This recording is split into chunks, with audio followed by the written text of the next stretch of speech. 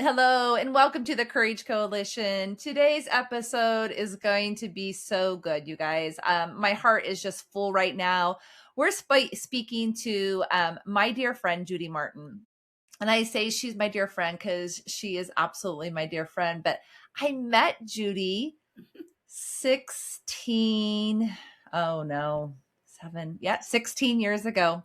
She was my certifier as Chad and I became foster parents. So, as foster parents, you have a certifier, your coach, your kids have caseworkers, and she was more than a certifier. What came to be is she was a lifeline. And I reached out and said, Judy, would you be willing to just have a conversation with me about your experience as a caseworker and certifier, but as so much more? Because as you're going to hear here, she not only has experience and expertise in those situations, but she's also an adoptee and she's also an adoptive mom. And so, Judy, just thank you so much for being Oh, here. thank you for having me, Corey. I just love seeing you. It makes my heart happy. Oh, so Judy is, like, as I said, what I've just said, but she's also a mama and she's also a great grandma and a grandma. A She great, great great. grandma. I I'm a great, great grandma. Oh gosh.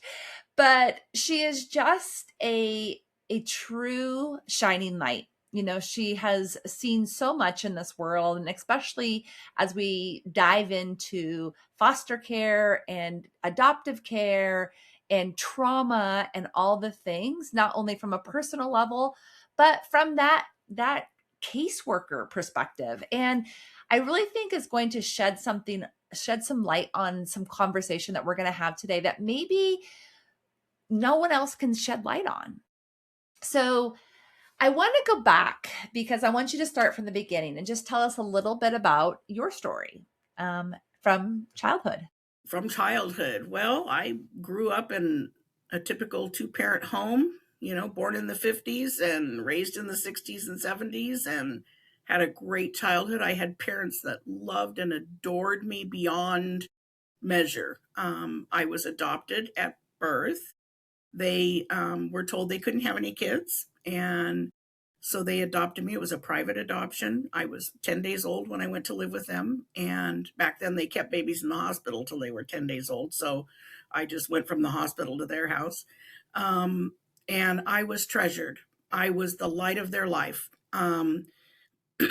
My brother was born when I was 5, and he is their biological child, the child that they could never have. And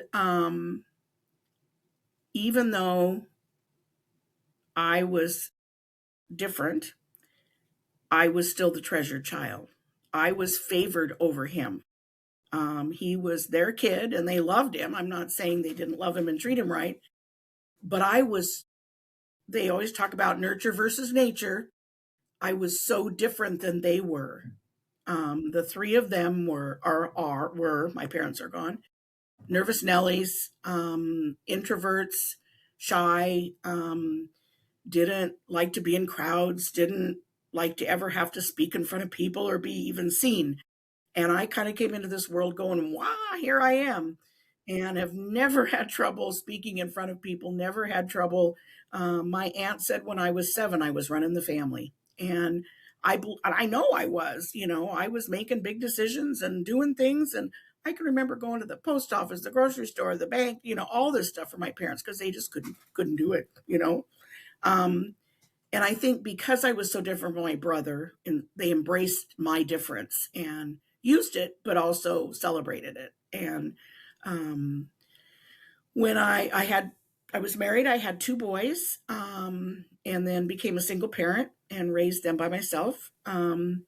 When they became adults, I went back to college, and my primary degree was in early childhood. And decided I wanted to do more. I had worked in early childhood for 25 years, and for 25 years worked with healthy families, and decided that maybe I had something to offer unhealthy families.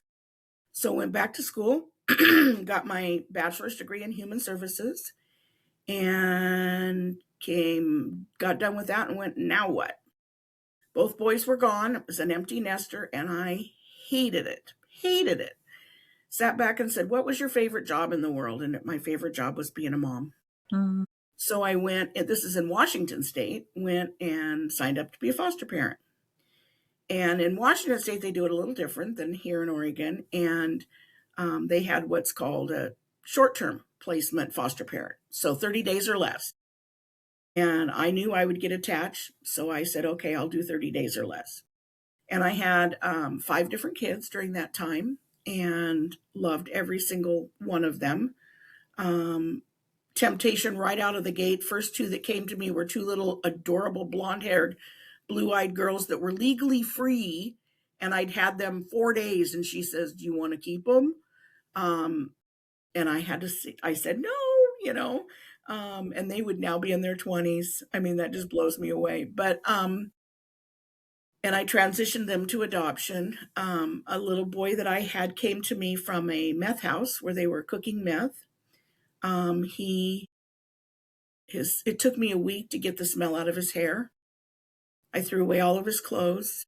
His teeth were all rotten, and we had to go to the dentist every week for them to put him to sleep to do a quarter of his mouth at a time to cap his teeth and put teeth in his head. Um, he ended up transitioning to an aunt and uncle.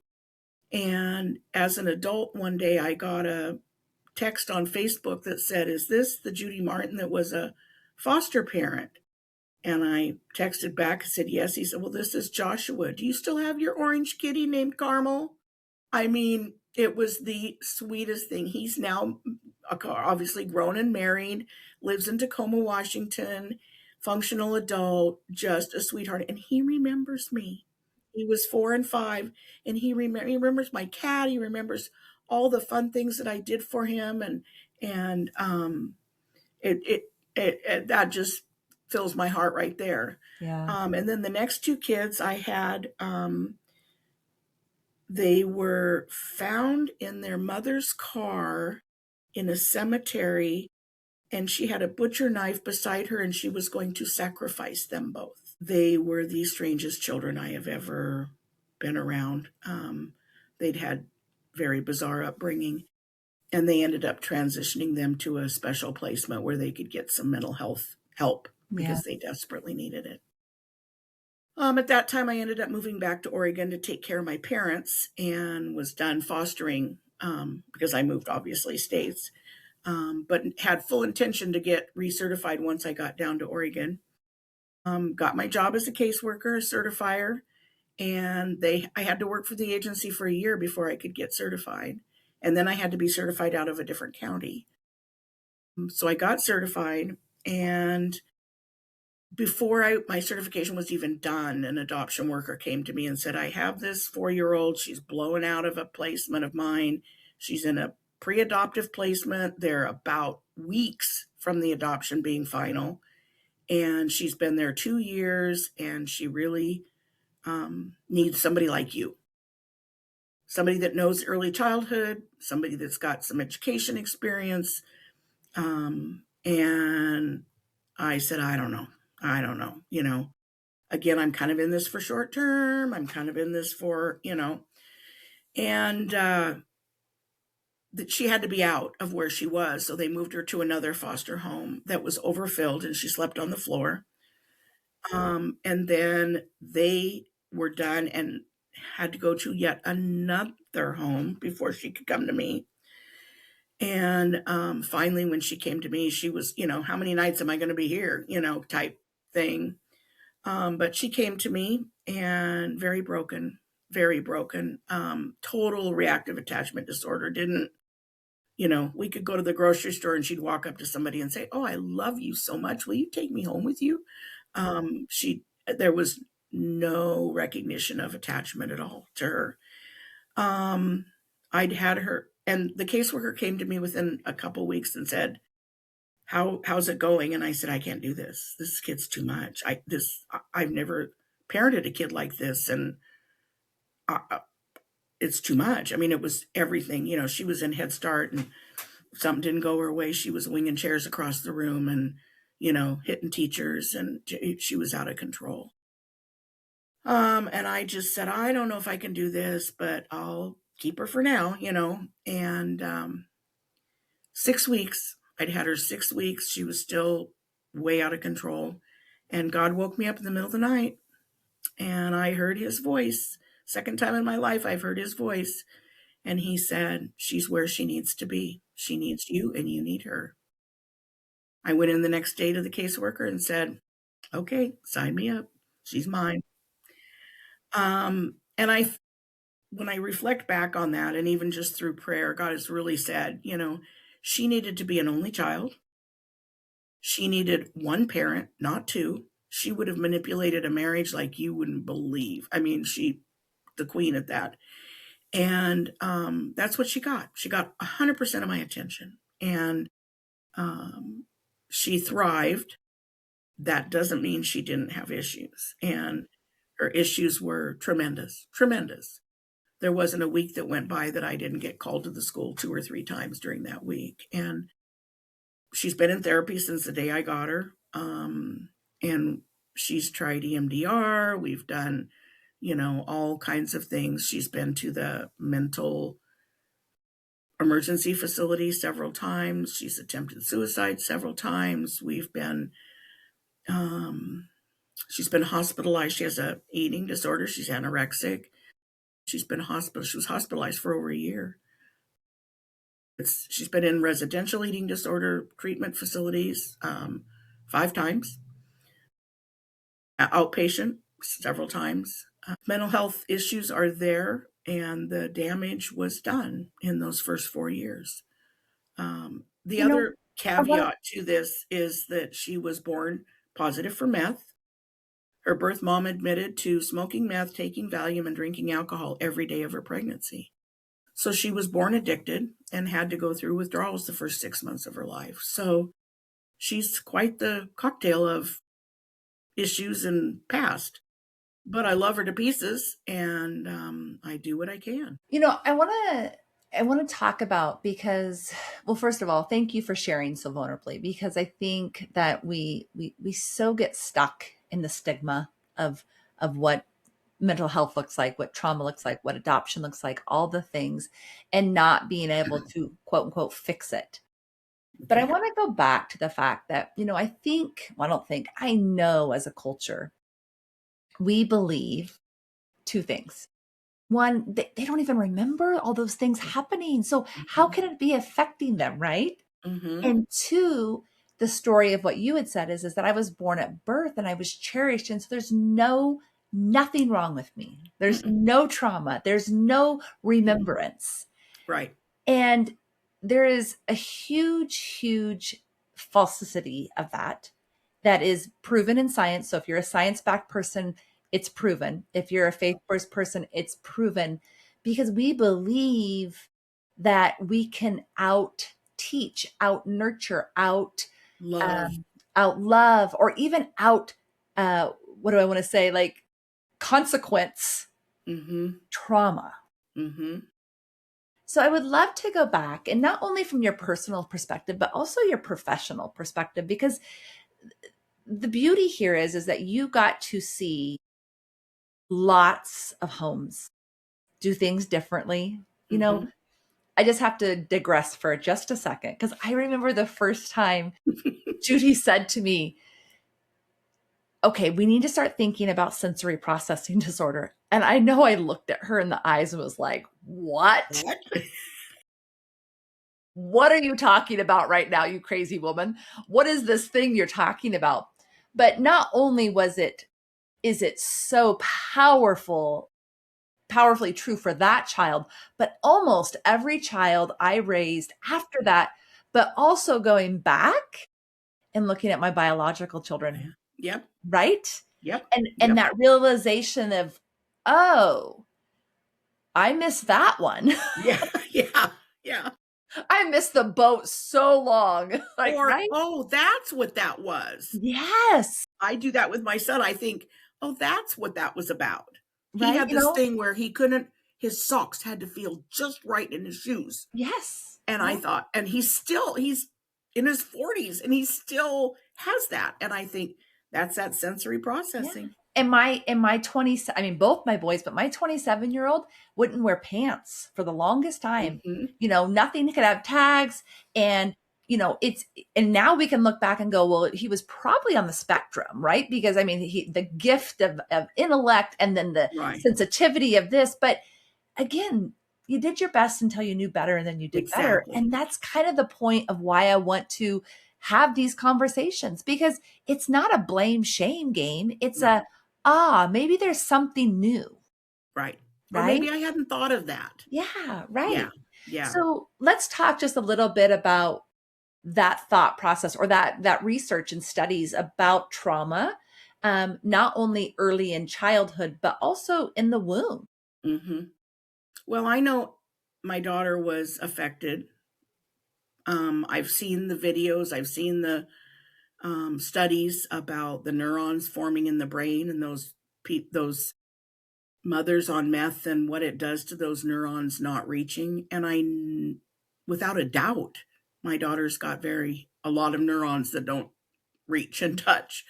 But also just, I think, the trauma of being taken away from your birth mom. I think there's just an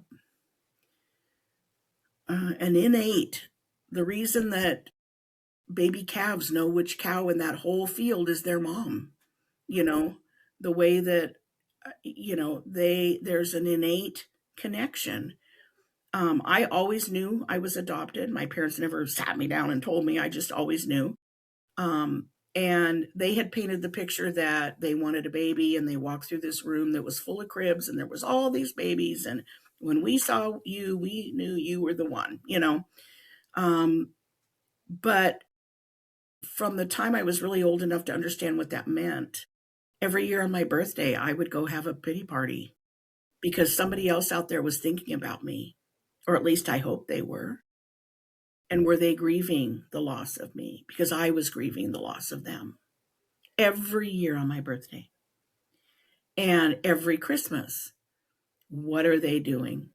What is their family celebration? Are they even alive? And yet I was treasured. I had every need met in my life, but that's still there. Now, for some people, it isn't. Some people can just let that go, but I couldn't. I didn't. And I just think, and I still wonder. I have no clue. I know now who my birth mom was. She was deceased by the time I found her. I have no clue who my birth father is. Still wonder there. Do I have siblings from his side?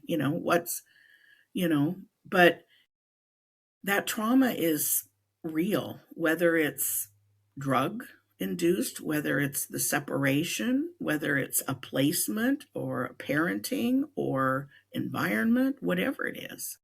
That trauma is real and it doesn't go away. It's a wound that scars over, but the scar is always there. And sometimes that wound pops open. You brought up a really interesting subject. And I say interesting with a grain of salt because I just want to, you brought it up and I'm like, nope, we're going to crack this open right now. There's this law in many states that says a child is not a child until they take their first breath. So anything that happens prior to that, no one broke the law. It Correct. wasn't abuse. It wasn't Correct. any of those things. And Oregon is one of those states. Mm-hmm. And you know what? I just want to go there because I believe, like, without a doubt, this is one of those laws that is truly trajectorily changing humans in all aspects because there's no consequence. So if you're an addict and you get pregnant, there is no consequence to just keep going until you can't, or keep going, right? Like, and I'm not saying that addicts choose. Okay. That's not what I'm saying. I think most of the people here understand I have a very soft spot for people who are suffering with addiction. Mm-hmm. But I also have a bigger soft spot for the unborn child that has no choice. Right. Right. And if we don't have a consequence, then what is their motivation to change? And you can say doing the right thing. Well, they're past that. Addiction has taken over that part of their brain. What do you feel about that? What are your thoughts on that? I used to get so angry. We in DHS, we red flag moms that are pregnant that we know are using. We red flag the hospitals, but that means they send out a notice to the local hospitals. So within a, maybe 30, 40-mile radius that, this patient is, and now that healthcare is more linked than it was when I was, a certifier, because I've been retired 10 years. So, now that, hospital records are more linked data wise, maybe it's better, but, there's no consequences. They cannot be charged with child abuse. They cannot be charged with child endangerment or child neglect. They are entitled to do with their body what they want to do, even though they are damaging a child beyond belief. And until that child takes a breath and becomes viable and tests for drugs, the parent can't be charged. So if they do a home birth, if they do go outside of the hospital radius here, they can have that baby and there's no consequences Yeah. until they mess up and the baby gets taken away some later date. If they have the baby in a hospital here, the baby can be taken away based on if they test positive. But the thinking has gone so far the other direction of keeping those babies with those parents Right. and putting the money into the supports of the parents rather than foster care for the kids. And sometimes that's successful and sometimes it's not. Yeah. You know, again, I'm going to go back and just say something here is this is not a pro and con. This is not a advocate advocate. This is like just true. Like this is what is happening. If it doesn't sit well with you, how can you create a change? How can you help in your community?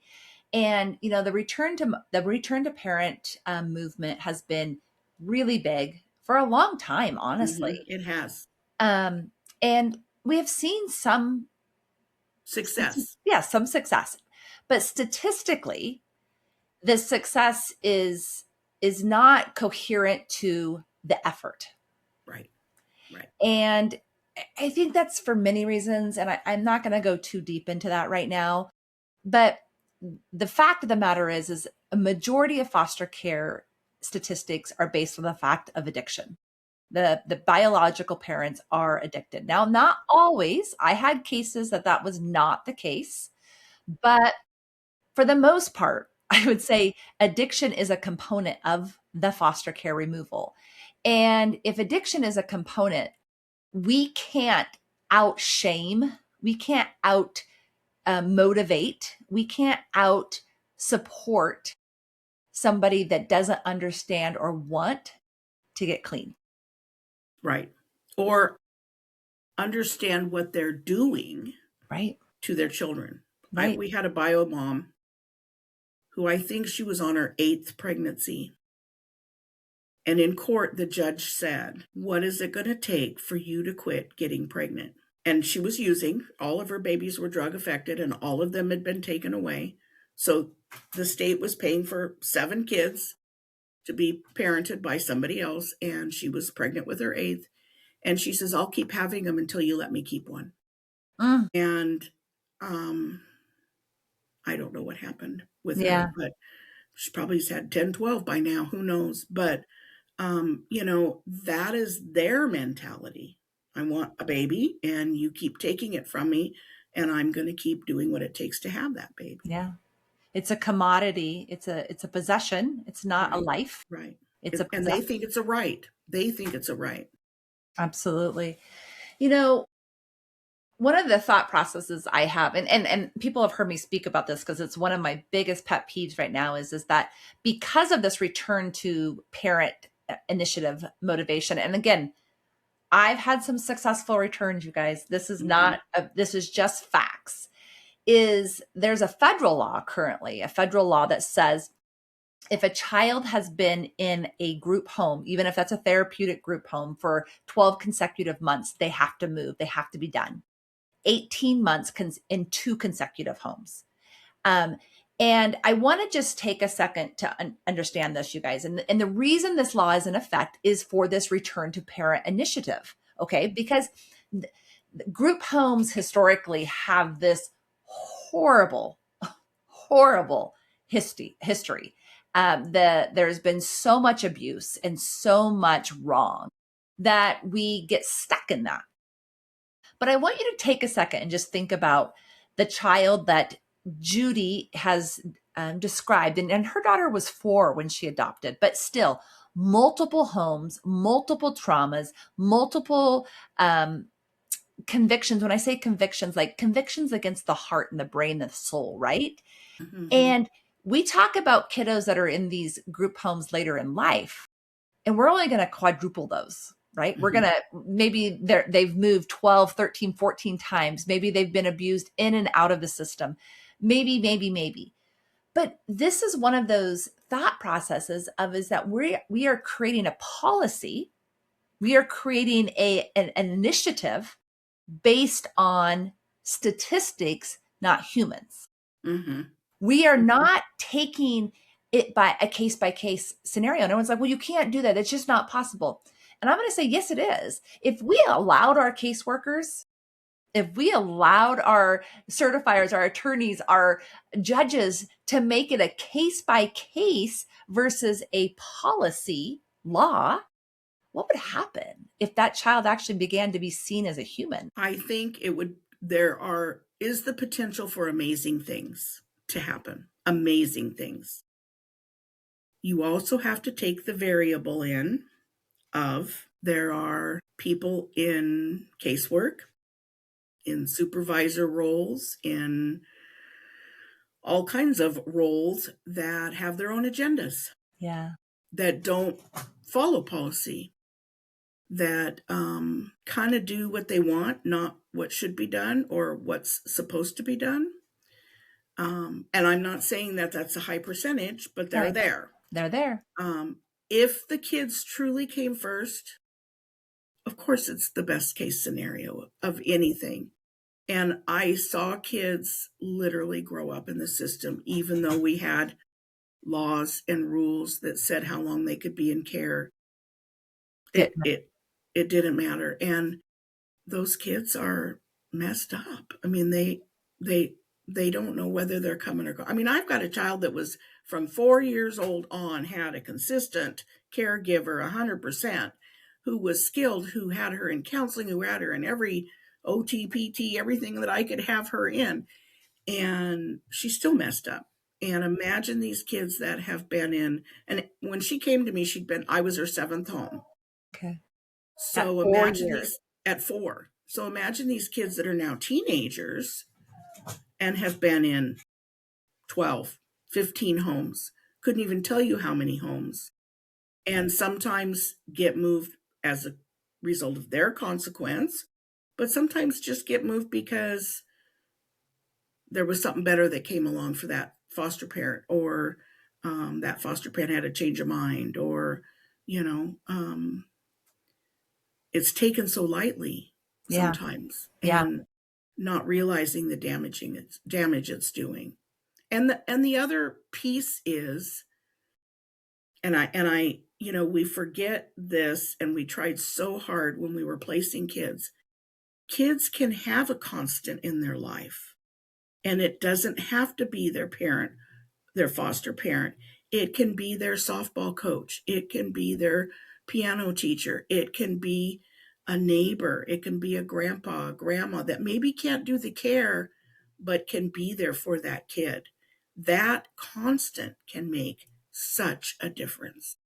I love that because I do, we short sight what consistency in a child's life can look like, right? Mm-hmm, Um, mm-hmm, and that's, I definitely, one of our dreams is to create, a nationwide mentor base that mm-hmm. could be that person for each child, whether or not there can be a permanent home or not, just a Right, permanent figure, a right, permanent truth, right? right, right. You know, I brought up the policy, and I would love to know what is your thoughts. And this is just a thought, but you were in the system in so many different ways. If you had to like dream up the perfect scenario, and foster care still exists, because the perfect scenario is there's no foster care, right? Right. Right. But if you could dream up the perfect scenario for foster children, what would it look like? It would look like an average family out there living their life with their own kids who said, let's take on one more, or let's take on two more, and said, we're going to commit to these two kids for as long as they need us. No personal agendas. No, we want to adopt, so we're going to take these two, or, not related to what the case is or where it looks like it might be going or any of that stuff. And those kids are incorporated into that home and into that life and accepted and loved and treasured. They're not a foster home. They're a family who has two extra kids or one extra kid. And there's everybody does it. Everybody does it. Yeah. Everybody's got an extra, so that it's not, oh, you're a foster parent. Oh, how do you deal with kids coming and going? And oh, how do no, this is our, our son, this is our daughter, this is our, this is our child. And kind of like host families from, Yeah. exchange students, this is our kid. Mm-hmm. And we're going to accept them and treasure them and love them while they're here. And if they go home, they go home, Yeah. And not foster homes where they have, okay, we've got 3 bedrooms with 2 beds each, so we can take 6 kids. And, and then those 6 kids move on, or 3 of them move on, and then, oh, we'll take 3 more. Not what I consider to be production line foster homes. Just average Joe, average grandma and grandpa. I've got older couples in my church that I talk to all the time about, have you ever thought about fostering? Have you ever thought about taking in a high schooler that just needs to finish out the last couple of years of their schooling? Because you guys are a great couple and you've got lots of room in your home and lots of love in your heart. And look at how connected you are to the teens in our school, in our church. And wouldn't that be great? And they're just like, oh, I never thought about it, Right. Because we don't talk about it. We don't, and we don't promote it. Yeah. But I also think of moms, the families that are so involved in kids in softball, kids in soccer, kids in ballet, kids in dance, and all the things that they're doing. What's one more? What's one more? What is one more in your car that you are hauling around and you are helping them with their homework and you are tucking them in at night? What's one more? Being a foster parent doesn't mean you have to transition your whole life into being a foster home.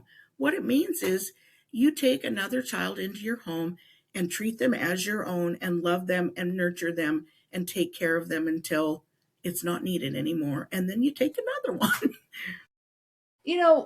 I love that you're bringing this up because it really can be that simple. And I don't want to underestimate the complexity of being a foster parent, because it is truly, it is truly complex, but at the same time, so simple.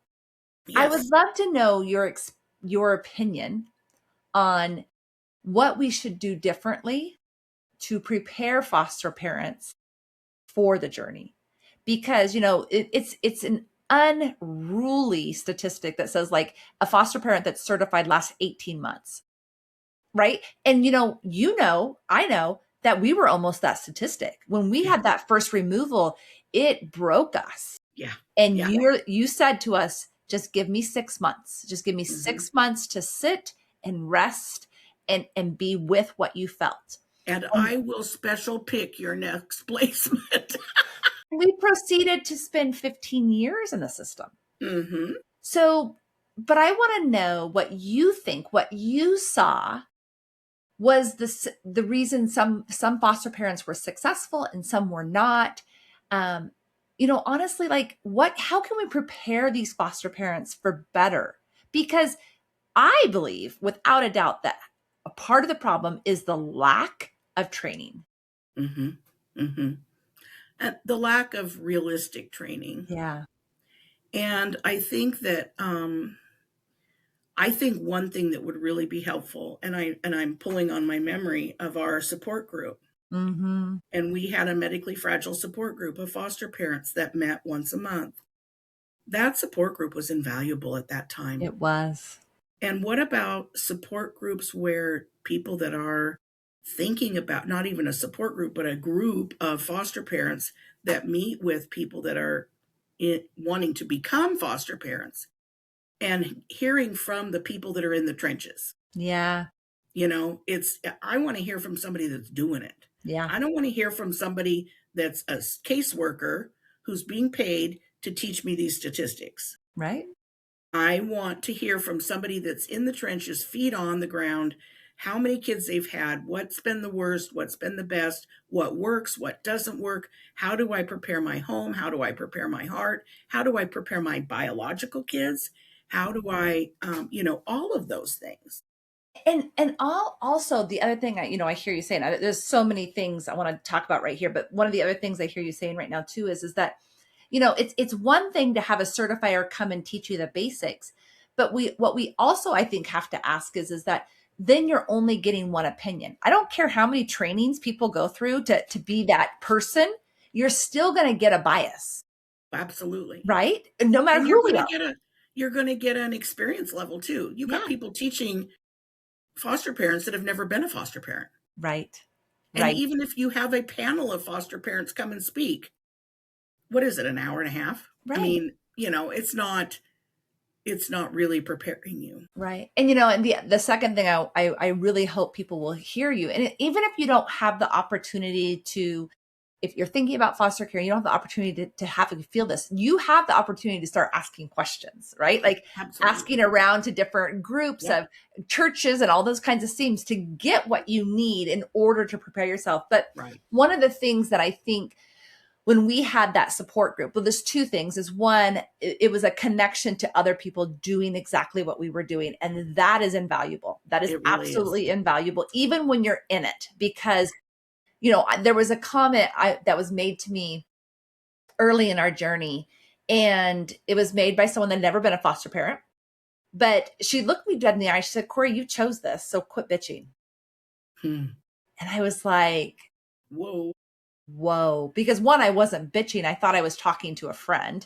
But Right. two, just that people don't understand. You want to do better, you want to help, but it is hard. It is Hmm. hard on so many Hmm. levels. It is. But so what I was going to is that groups without an agenda. Hmm. Because I think, I know for a fact that was one of the reasons our support group was disbanded, is that they believed there was an agenda. They believed it didn't Right. look a certain way and act a certain way. And there was too many complaining. But is complaining, or is it asking others to support you in a hard situation?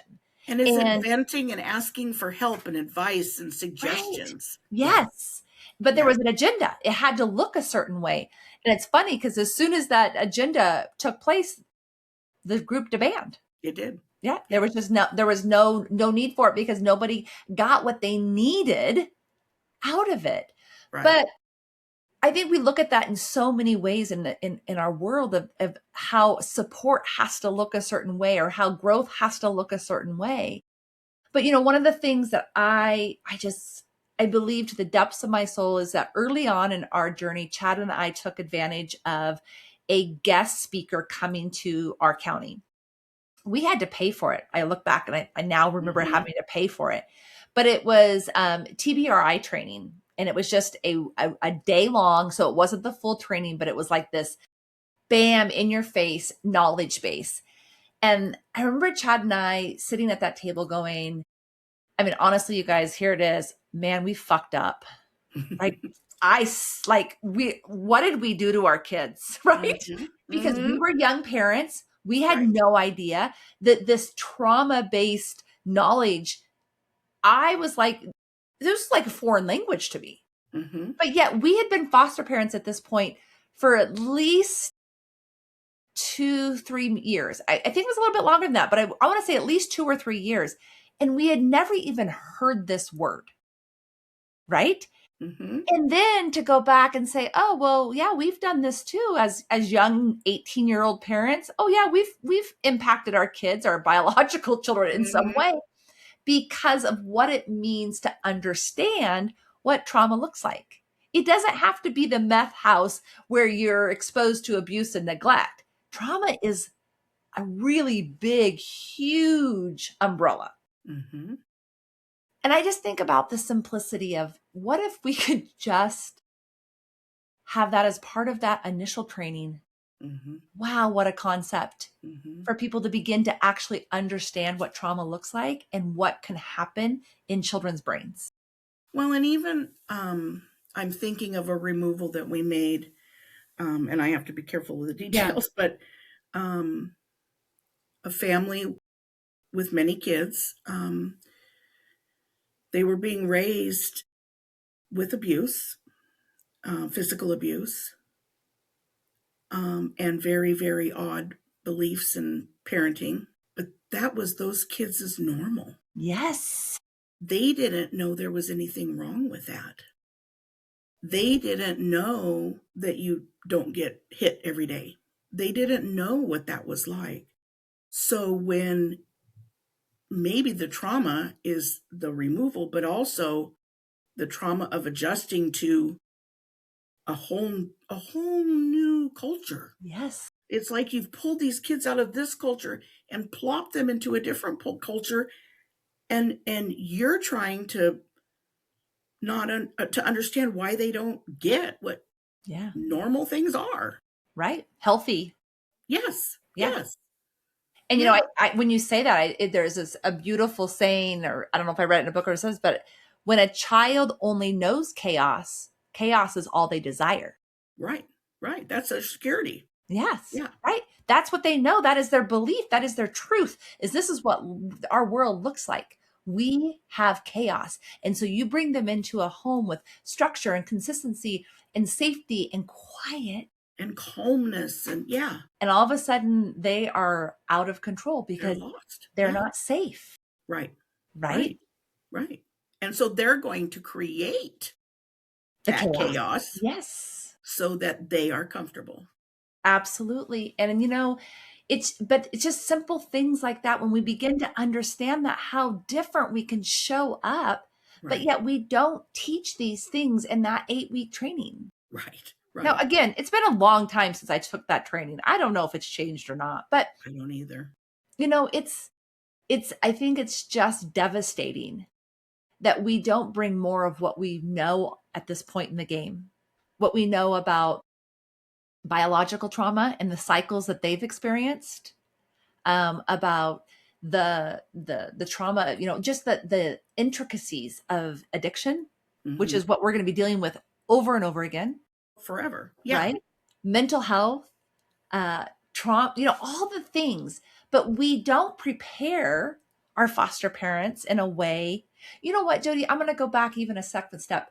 I remember the first time you told me I had a right to attend a court hearing. And I was like, what? That was almost 20 months into our journey. I had no idea.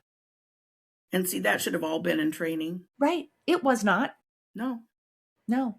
And, I want to go back and feel a little guilty, but you only know what you know until you know. But I right, think about from that day forward, I never missed a court hearing. right. And I never missed an opportunity to stand up and tell that judge about the child in my care. Right. Hmm. Hmm.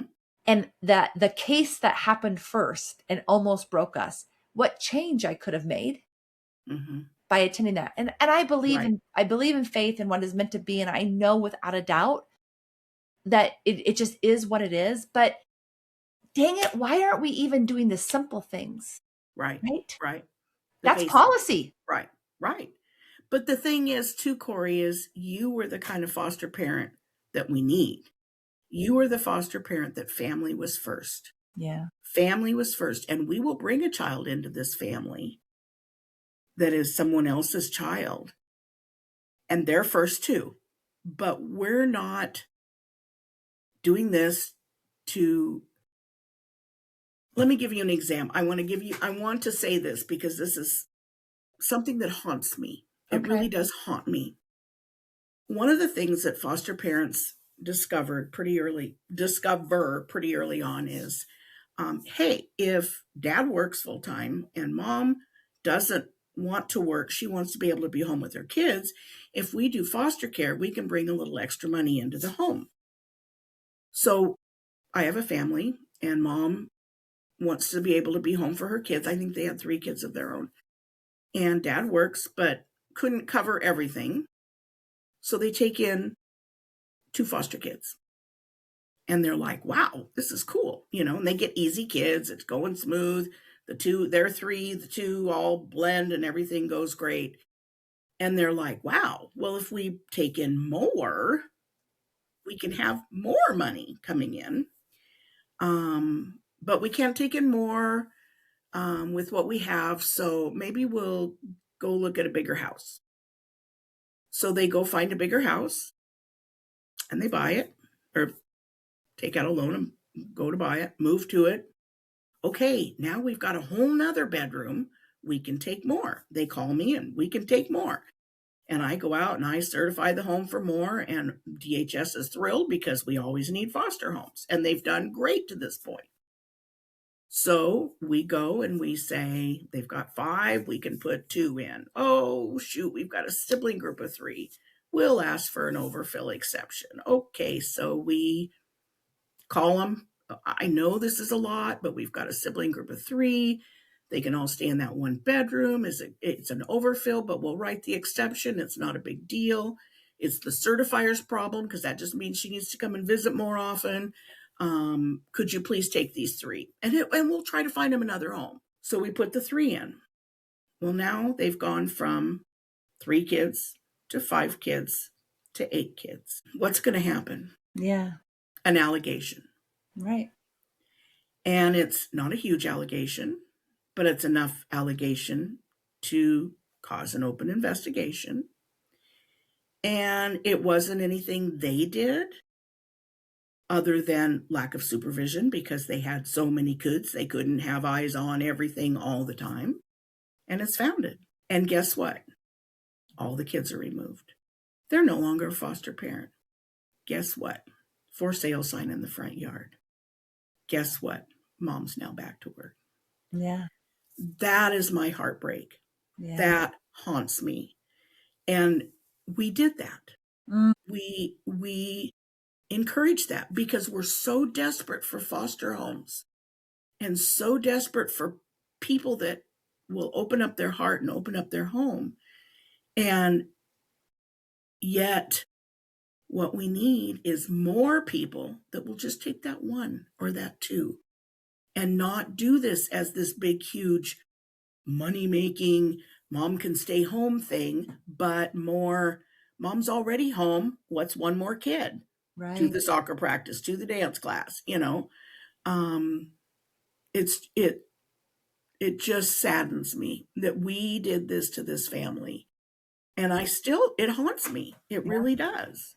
And it's not the only home that happened to that I saw. No, absolutely not. And I think that it's also just, I've shared this before, so I can share it again. It's the vulnerability of our allegation. And I literally was in the same room when it happened, right? Mm-hmm. Like I was in the same room, but you just can't be everywhere. And there's policy to support the reason the law is in place. I get that because there's been so much abuse.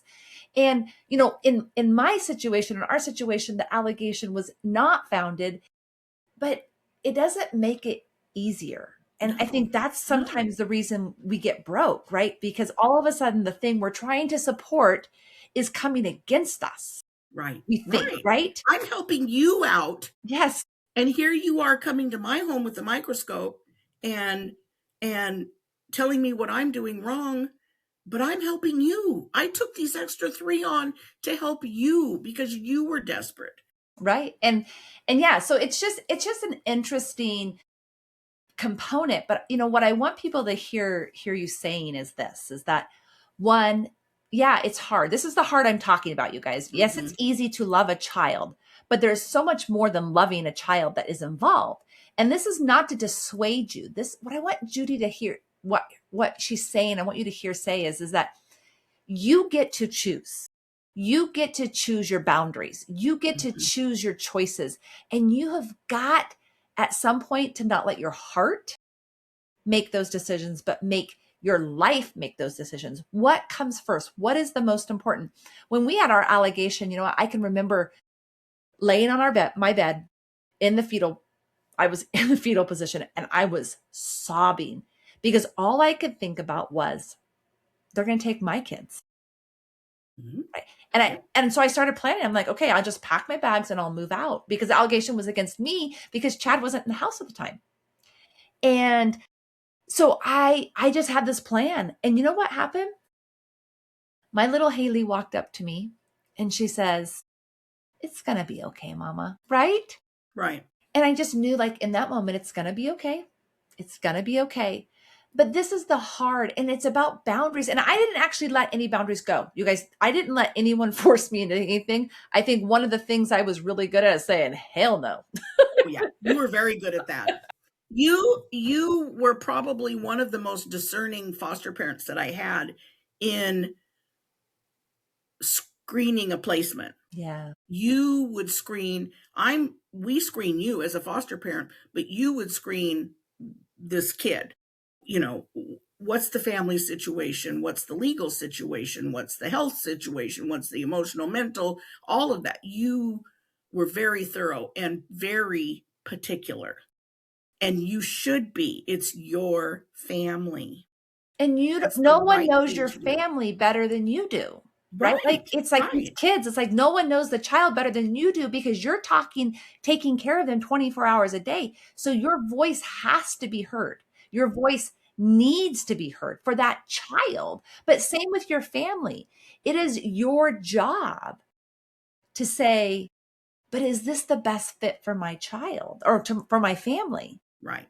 And it's And not always going to be. the other thing that people need to understand, anybody that's a foster parent needs to understand, it doesn't matter what you tell DHS that you want to take in terms of age category, in terms of behaviors, in terms of sex, in terms of any past. It's 3 o'clock in the morning and the police are on the phone and they've picked up some kids and the parents are being arrested and the certifier on call is literally going down the list alphabetically and they are calling every single person that's certified because they need a bed now. And so you can be Corey and you can say, we're only going to take this age group and that age group. And I'm going to, and even on her form, it used to say, no placements without screen, checking with certifier. I protected her as best as I could. But at 3 o'clock in the morning, they're going to call her and they're going to wake her up at 3 o'clock in the morning and they're going to say, this is what we've got. Will you take them? And that's where she had to say, oh, sorry, and hang up and move on because and that's it's so important as a foster parent that you pick what you can do and Right. you have to stick to it. You have to be firm. You have to look at your whole family. Your family comes first, and it has to, or Right. this is going to fall apart. Right. And and I think that there's probably so many people that's like, how do you say no though? And my question is to you is how do you say yes? How do you say yes to something that you're actually going to do more harm than good? Because not only is that child going to be harmed in the end when it all falls apart, but your entire family dynamic is going to be harmed when it falls apart, right? And you are a name on a list. Yeah. The caseworker isn't sitting there going, "Oh my gosh, she said no." The caseworker's going, "Okay, what's the next letter on the alphabet?" They're not they're not taking it personally, Right. Right. They're Absolutely. just looking for a bed. You Right. are just a bed possibility and they're looking for a bed and it's okay to say no. And it's okay to say that wouldn't be a match for our family Right. or that's not what we feel would be right for us. It's oh, I expected my foster parents to do that. I Yeah. wanted them to do that because then I knew they were doing right by their family Yeah. and right for their child. so much gold in that. And, it's interesting because like I said, I know you so deeply and there's so much history there. And yet there's still just so much unknown in everything that we do. And so sometimes it has to be just inner knowing, like faith. Like, is this Mhm. right? Is this not right? Is this good? Is Totally, this not good? Right? Because totally. you can have all the facts in the world and your heart saying nope, then guess what? Nope is the answer, right? Mhm. Nope is the answer. And I hope that if you're listening, this may have given you a question, thought. Remember, because it's not about just being a foster parent. Yes, we need foster parents. We will always need foster parents. This system as a whole in the entire United States is so underserviced. And if I can Mhm. tell you one thing, it's that if everybody said yes to one child, like Judy We was wouldn't have a saying, crisis. we wouldn't have a crisis. And Mhm. and if everybody said yes to one child, guess what? It wouldn't even touch the population of the United States. We still would be able to go into groups of 10 and say, okay, you're Mhm. going to accept the child and the other 9 are going to support you and that child. Imagine what that would look like. We still wouldn't be out of families. The crisis is so much smaller than what we're capable of doing. Right, But right. we all believe that we aren't able to do anything. And so we do nothing. And so nothing changes. But you think about that. You talked about that mentor. What if a group of 10 businesses or a group of 10 church families got together and said, we are going to support one family. We're Mhm. going to support one child. And I say family because we are supporting the biological family also, right? Right, right. We support one child. Oh, it literally lights me Oh, up in yeah. what we could do to And it's so eradicate. little of our effort. Yes, yes, Yeah, yeah. right? But the Because difference is incredible. yeah, you could be the respite. One of you could be the respite provider for that foster family. One of you could, help take those kids different places when they're just stretched too thin. One of Right. you could help with the difficult teen, and maybe you're a therapist, and you could help with just helping that teen. Yep. Oh my gosh, I just Or think the offer to village. drive to swim Yes, lessons, or yes, offer to do, take cookies over once a yes, week, take a dinner once a week. Go and help them fold laundry. I can remember sitting at one of my foster homes, and she said, "Judy, I'm sorry, I just can't sit still when I talk to you, because if I don't get this stuff done, I won't." We sat at her dining room table and folded laundry. yeah, I folded her husband's underwear. It doesn't matter. I was there. I was taking up her time, yeah, and her time was precious, yeah. and she had to keep going. Yeah, it truly is. It's such an age-old attitude, but you guys, it takes a village. It It doesn't does. matter if it's your biological children or It foster does. children or adoptive families, because that's the other thing. It doesn't end when they're adopted into their forever home. No, And no. Judy just so eloquently talked about this, 20 years later she still struggles. She Right. still needs a support system. We all Yep. do. I need a Yep. support system.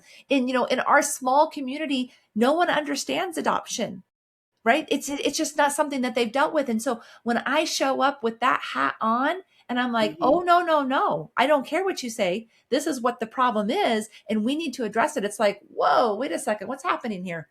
I need a support system. I Right. need people to lean on. And we are so blessed because Mhm. this community is 100% hands on, but that's Nice. not the case. And, Mhm. like my 11-year-old has a team that is, I couldn't have handpicked better. Mhm. Right. And you walk into a new situation, that's not always the case. It's usually never the case. Right. But I still need support. I still need people to say, you know what? I get it. I get how hard it is that you just think you've got it. And then you come up against the wall that hit you in the face again. Right. Right.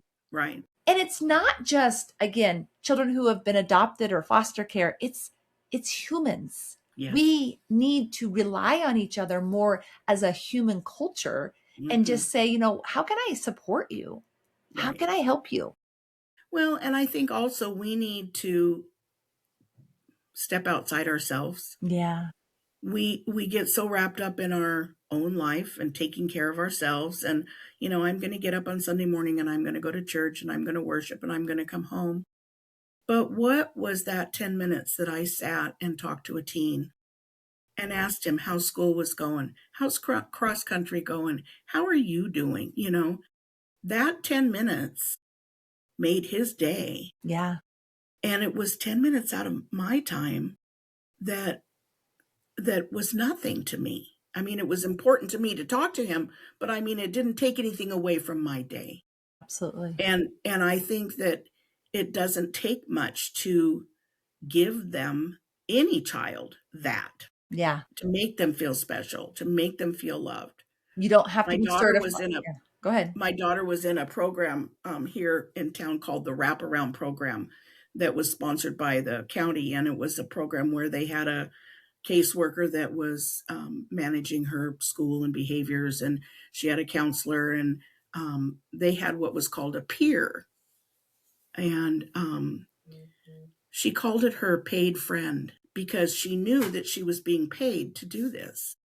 And well, my paid friend is going to come over and we're going to go to Dairy Queen and get a blizzard. And it didn't work. It didn't do anything for her because it was a paid friend. It But wasn't authentic. it wasn't authentic and it wasn't genuine.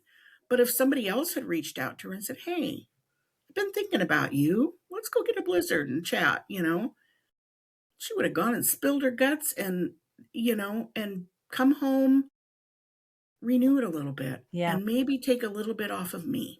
right. And, Absolutely.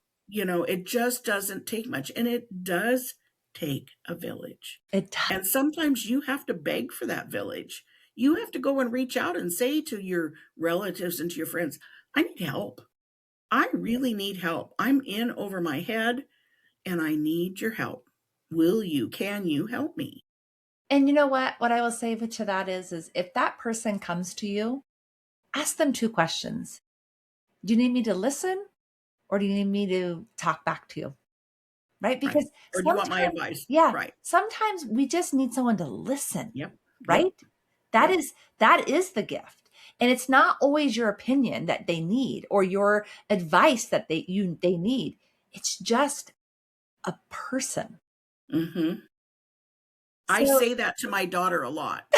When yeah, she comes to me with something that isn't going her way and she's "Wah, wah, wah, wah, wah, wah," and I say, "Okay, do you want me just to listen or do you want my opinion? My feedback?" And sometimes she'll say, "I just want you to listen." yeah. And sometimes she'll say, "I just want your feedback." And I start giving her the feedback and she'll say, "Okay, that's enough." Yeah. She doesn't want any more. So I think it's really good to give people the permission to, Yes, you know, absolutely. say what they need. And even with my oldest son, and we talk about this, and he's older and he's got his life and he's not a foster child or adopted child or any of those things. And he'll say, and we'll be talking, he'll be like, so mom, I just don't need the mom speech right now. I love it. I'm like, okay, I can totally see him doing that. thanks Yep. for telling me. And he goes, Right. well, mom, I don't mean, I said, nope, thanks for telling me. I He goes, get it. Yeah. he goes, I just don't need the whole thing. I don't want to go that deep. I don't want to think that hard. I Right. just want to say this. Right. Right. And that's okay. It We've got is. to be there for that too. Yes, absolutely. So, And we've got to be there sometimes for other people for that, yes, not always. just within our little circle. Yeah, absolutely. To always be broadening that circle and that community. So, Judy, I always ask all my guests, what does courage mean to you? And you said to me is that for you, definition of courage is big and varies day to day, minute to minute. It could be facing a big fear, or it could be just getting out of bed when you are depressed, pushing yourself beyond the easy or comfortable, and sticking around for the consequences, good or bad. Sometimes climbing a mountain, sometimes just taking a single step. I love that you really brought in how, if we're really talking about courage, it changes day to day, right? Minute to minute Minutes, yeah. sometimes. And that is okay. And that is a part of the gift. And that is the beauty of it, is that it does change. And what works today doesn't work tomorrow. And what works tomorrow may not have worked yesterday. But if we keep taking the breath, right? Sometimes it's just Yep. the breath. Yep. Sometimes it's the like you said, just opening your eyes, not sleeping through the day. But Yep. sometimes it is actually getting to that summit Mm-hmm. and how it all feeds off of each other for that greater good. And when we're talking about foster care, when we're talking about policy, when we're talking about legislation, when we're talking about trauma and children that just feel too hard to love some days, Yeah. that's what we're talking about. Right. And I hope that, if you're following this journey of foster care, of the foundation, of the desperate need, that something in you heard something today that makes you ask, okay, so maybe I can do something. And again, maybe it's not foster care.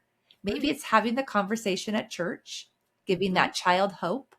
It's maybe you're a coach and it's just seeing, this last year this happened and we had a local foster child on our soccer team.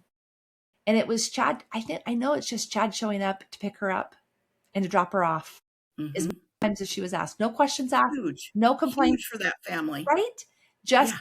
showing up because we Yep. were already going. So why not? Right. Why we'll swing by. Yeah. Right?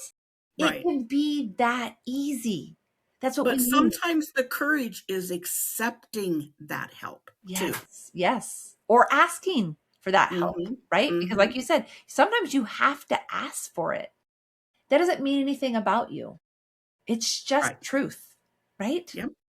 So again, Judy, I'm just so full right now. I love your face. I love I you. love And I just you. thank you for sharing so truthfully of your experience and hope that maybe just something that was said today will give one person the the joy or the courage to say, how can I help one person in my community?